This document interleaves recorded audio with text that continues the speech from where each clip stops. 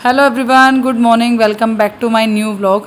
तो सुबह के बज रहे हैं 7 और एज़ यूजुअल मैं बना रही हूँ जोरावर के लिए लंच। और जोरावर के लंच में बन रहा है उसका आज फेवरेट नाश्ता। मतलब जोरावर को मैं पहले भी ये बनाकर खिला चुकी हूँ, लेकिन व्रत का, इसकी बुआ का व्रत था नवरात्रों में, तो मैंने तब उनको बनाकर खिलाया था, तो जोरावर को बहुत पसंद आया था। तो आज बोलने लगा कि मम्मा वो जो आपने बुआ के व्रत में बनाया था ना, मुझे वो ही लंच में लेके जाना है। मैंने कहा ठीक है, बना देती हूँ।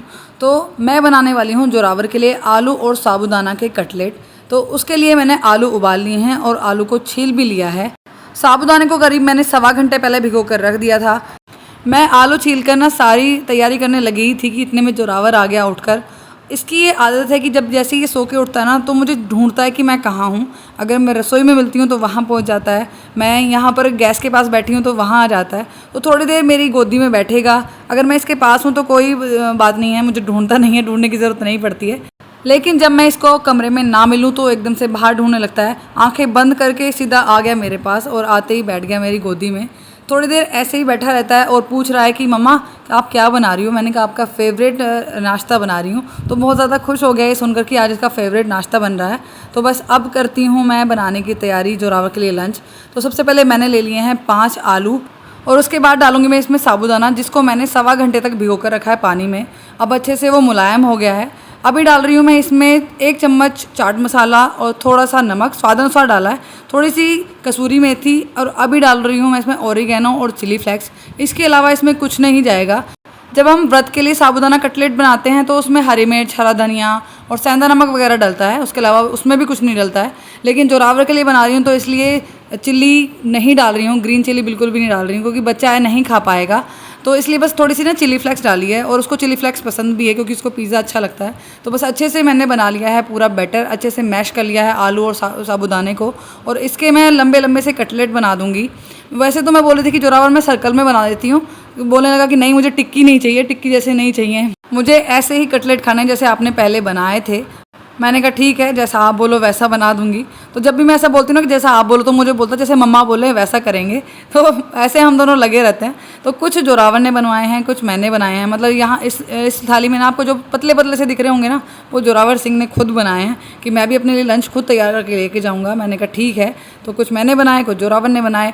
कढ़ाई मैंने पहले ही चढ़ा दी थी, तेल मैंने पहले ही गर्म होना रख दिया था, क्योंकि कटलेट के लिए हमें काफ़ी तेज़ गर्म तेल चाहिए। अगर हम कटलेट्स को बहुत ही ठंडे तेल में डालेंगे तो ये फट जाएंगे, कुछ भी नहीं मिलेगा, हमें कुछ भी हाथ नहीं लगेगा, सब आलू और साबूदाना अलग हो जाएगा। अगर आपको ये कटलेट अच्छे लगे हों तो आप भी ज़रूर ट्राई कीजिएगा अपने घर पे। लेकिन ध्यान रखिएगा कि तेल जो है हमारा गर्म होना चाहिए, ठंडा बिल्कुल भी नहीं होना चाहिए। तो लीजिए बन गए हैं हमारे कटलेट, साबूदाना आलू कटलेट। अभी जोरावर ने 1-2 खा भी लिया है, बोला कि मुझे ना लंच में ले जाने से पहले ट्राई करके दिखाओ कि कैसा बना है। मैंने कहा ठीक है भैया आप खाओ। तो उसने खा लिए हैं और अभी सारे मैंने फ्राई कर लिए हैं। अभी करूँगी मैं उसका वो लंच पैक।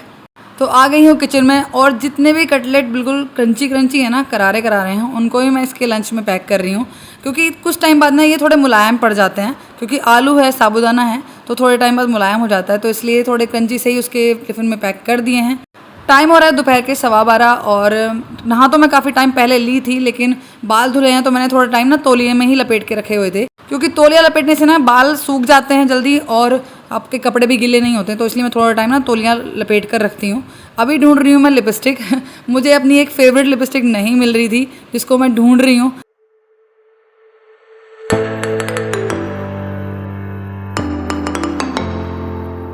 थोड़ी बहुत खुद की साज सज्जा करने के बाद अब बारी है कमरे को सही करने की। वैसे चादर वगैरह तो मैंने सुबह ही झाड़ दी थी, सुबह ही झाड़ देती हूँ, लेकिन ये कपड़े कई दिन से रखे हुए हैं। 2 बार के कपड़े धुले हुए इस पे रखे हैं। कभी कभी मैं बहुत ज़्यादा आलस कर जाती हूँ चीज़ों का, तो कपड़े यहीं रखे हुए हैं, यहीं से यूज़ हो रहे हैं। मैंने कहा नहीं, इसको मैं अलमारी में जमाती हूँ सारे कपड़ों को। कुर्सी भी खाली करनी है मुझे, तो बस आज लग गई हूँ सारे कपड़ों को अंदर रखने में। क्योंकि कपड़े हम जब निकालते रहते हैं ना अलमारी में से, तो इधर उधर हो जाते थोड़े बहुत, ऊपर नीचे तह हो जाती है। तो सभी को पहले बाहर निकाला, उनको ठीक किया जो अलमारी में रखे हुए थे, और उसके बाद जमा रही हूँ जो कुर्सी पर रखे हुए हैं उनको अलमारी के अंदर।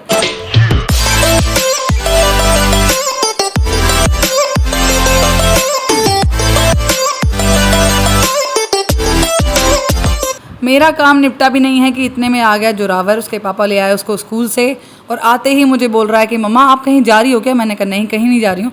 नहीं, आप तैयार हो गई हो, मुझे लग रहा है कि आप मुझे कहीं छोड़ के जाओगी। मैंने कहा नहीं जा रही हूँ। इसके पापा लेके आए हैं मनी प्लांट की बेल, तो मैं उनको बता रही हूँ कि इसमें से ना 18-19 बेल बन जाएंगी आराम से कटिंग करके। तो कटिंग करके उसको बांध लेंगे और उसमें से रूट जब निकल जाएंगे पानी में रखकर तो काफ़ी ज़्यादा बेल हो जाएंगी। तो बस वो चले गए हैं पानी रखने के लिए कुछ कंटेनर ढूंढने के लिए। और यहाँ पर मैं निकाल रही हूँ जोरावर की यूनिफॉर्म। और यूनिफॉर्म निकालते निकालते काफ़ी सारी बातें हो जाती हैं हम दोनों की। और अभी भी मुझे यही बोल रहा है कि आप कहीं जाओगी तो नहीं ना? मैंने कहा मैं कहीं नहीं जा रही हूँ, लेकिन जाऊँगी। मैं अपनी छोटी बहन को डॉक्टर के पास दिखाने लेके जाऊँगी क्योंकि उसके सिर में बहुत ज़्यादा दर्द है। मैंने कहा जोरावर स्कूल से आ जाए, आके थोड़ा बहुत देर आराम कर ले और मैं उसको सुला दूँ, फिर उसके बाद आऊँगी। तो बस हम दोनों पहुँच गए हैं क्लिनिक डॉक्टर के पास। करीब पौन घंटा लगा हमें डॉक्टर के पास और दिखा लिया है रूबी को, ले ली है दवाई। अभी चलते हैं घर के लिए। जब मैं डॉक्टर के पास ही बैठी थी तभी आ गया जोरावर का फ़ोन कि मम्मा मुझे ना पिज़्ज़ा खाना है, आप पिज़्ज़ा लेके आना। मैंने कहा ठीक है ले आऊँगी। तो हम दोनों आए हैं पिज़्ज़ा लेने के लिए। ये मंडी पर ही पड़ता है, मतलब हमारे पास ही जो मंडी है वहाँ पर पड़ता है पेपर्स पिज़्ज़ा। तो वहाँ हम दोनों बैठे हुए हैं, ऑर्डर दे दिया है, अभी कर रहे हैं वेट। उन्होंने बोला है कि 10 से 12 मिनट लगेंगे। तो यहाँ पर सामने बैठी हुई मेरी बहन, जिसको कैमरे पर फोकस करने के लिए मुझे बोलना पड़ता है कि हेलो हाय कर, लेकिन कुछ भी नहीं किया उसने। तो करीब 10 मिनट में हो गया है हमारा पिज़्ज़ा रेडी और आ गया है हमारा पिज़्ज़ा बनकर बाहर। और मेरी बहन गई है उसको लेने के लिए। बस ले लिया है पिज़्ज़ा, अभी फटाफट से चलते हैं घर क्योंकि जोरावर कर रहा है वेट। बार बार फ़ोन आ रहा है कि मम्मा कब आ रही हो आप, पिज़्ज़ा लिया है या नहीं लिया? मैंने कहा ले लिया बेटा। तो दोनों बाबू बेटे कर रहे हैं मेरा इंतज़ार क्योंकि रूबी चली जाएगी स्कूटी लेकर। आ गए हैं दोनों और मैं चलती हूँ इनके साथ घर के लिए। जोरावर को अभी भी यकीन नहीं है कि मैं पिज़्ज़ा ले आई हूँ। बार बार मुझसे पूछ रहा है कि आप लेके आई हो या नहीं लेके आई हो? मैंने कहा लेके आई हूँ। घर आते ही दोनों बैठ गए हैं पिज़्ज़े पर। यहाँ पर पापा बोल रहे हैं कि बेटा एक स्लाइस मैं ले लेता हूँ, 3 स्लाइस आप खा लो। कह रहा नहीं मैं ही खाऊंगा, लेकिन फिर भी उसने अपने पापा को 2 स्लाइस काट के दे दी। अब पापा को पसंद है ऑरिगेनो और चिली फ्लेक्स डालकर, केचप डालकर, लेकिन जोरावर ऐसे ही खाता है सिंपल, ना ऑरिगेनो डालता ज़्यादा ना चिली फ्लेक्स डालता है। तो फाइनली दोनों की रजामंदी हो गई और बंटवारा हो गया है। मैंने जोरावर को समझाया बेटा कि शेयरिंग इज़ केयरिंग होता है, तो पापा के साथ शेयर करो, तब जाके इसने शेयर किया। तो बापू बेटा लगे हुए हैं पिज़्ज़ा खाने में और मैं अलग गई हूँ अपने काम में क्योंकि मुझे बनानी है रोटी।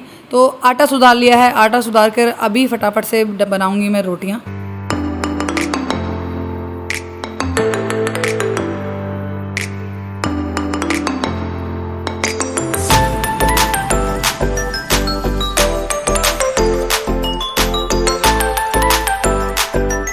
ऐसा रहा मेरा आज का ये दिन।